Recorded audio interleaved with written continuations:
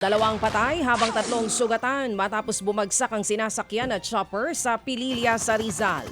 Sa isang bakanting lote nga po bumagsak ang chopper. Sakay nito ang dalawang Malaysian national at tatlong Pilipino, kabilang ang piloto at flight mechanic. Sinaklolohan sila ng mga nakakitang residente. Sa kasamaang palad, patay ang pasaherong Malaysian at isa pang sakay na Pinoy. Sa paunang investigasyon, galing sa San Juan ang chopper at patungo sa Ginayangan sa Quezon Province nang bumagsak ito. Iniimbestigahan pa nga kung mechanical o human error ang naging sanhi ng pagbagsak. Nanawagan po naman ng katarungan ang pamilya ng maritime student na namatay ng dahil po sa hazing sa Cavite. Bangkay na po nang maiuwi sa bahay nila si Mark Kenneth Alcedo matapos nga siyang iwan sa ospital sa General Trias doon po sa Cavite ng tatlong kalalakihan. Unang araw po sinabi ng tatlong lalaki na biktima ng hit and run si Kenneth. Pero napansin po ng mga tauhan ng ospital ang mga pasa sa hita at katawan ni Mark Kenneth kaya nagduda sila. May mga nakuha rin po silang sili sa kanyang ari. Tanda ng pagpapahirap na sinapit nito. Tumawag ng mga pulis ang mga tauhan ng ospital pero nagawa ng tatlong kalalakihan na pasimpleng tumakas.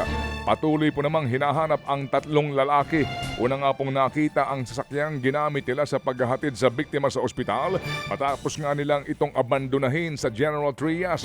Nakakuha ng mga t-shirt ng fraternity na Tau Gamma Phi sa naturang kotse. Sa isang pahayag po naman, nagpaabot na pakikiramay ang Tau Gamma Phi National Council sa pamilya po ni Kenneth. Binigyan din nila ng mahigpit nilang kanilang binibigyan din na mahigpit daw na ipinagbabawal daw ng kanilang fraternity ang hazing.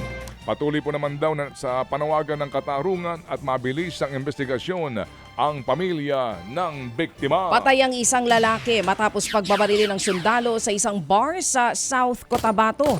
Isinugod sa ospital ang biktimang si Ariel Peligro pero naideklara ring dead on arrival. Hawak ng mga pulis ang suspect na si Private First Class Ronnie Bendisula Jr. Ayon sa Philippine Army, hindi raw nila kinukonsente ang ganitong gawain. Nakikipagtulungan na sila sa investigasyon ng Philippine National Police. Sisibaki naman sa serbisyo ang suspect. Dead on the spot ang isang taong gulang na batang babae matapos po naman siyang magulungan ng truck sa Talisay, Cebu. Sa kuha po ng CCTV, kitang dumaan ang motorsiklo kung saan nakaback-ride ang biktima sa gilid ng isang truck. Ito'y sumemplang at doon tumila po ng biktima kaya po nagulungan ng truck. Sugatan din po ang kanyang mga magulang. Inaresto po ng mga pulis ang truck driver pero nakipag-areglo siya sa pamilya ng biktima at nangakong sasagutin ang gastusin sa pagpapalibing sa bata. Nagpaalala ho ang mga otoridad sa mga motorista na bawal ang pagsasakay ng mga bata sa motorsiklo lalo na kung hindi pa aabot ng paa ang kanilang mga paa sa apakan ng motor. Samantala, mahigit 20 bahay ang natupok sa Guadalupe sa Cebu City. Mabilis kumalat ang apoy dahil dikit-dikit ang bahay at gawa sa light materials.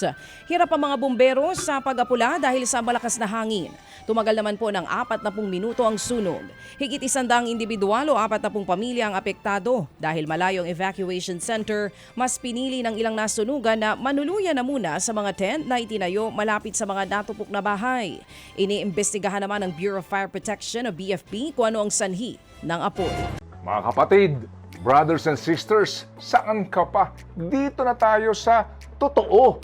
Dito na tayo sa True FM. Mga kapatid, mag-subscribe and follow po kayo sa social media accounts ng True Network PH. Yan po kami, hanapin nyo lang True Network PH, Facebook, Instagram, YouTube, TikTok, and podcast.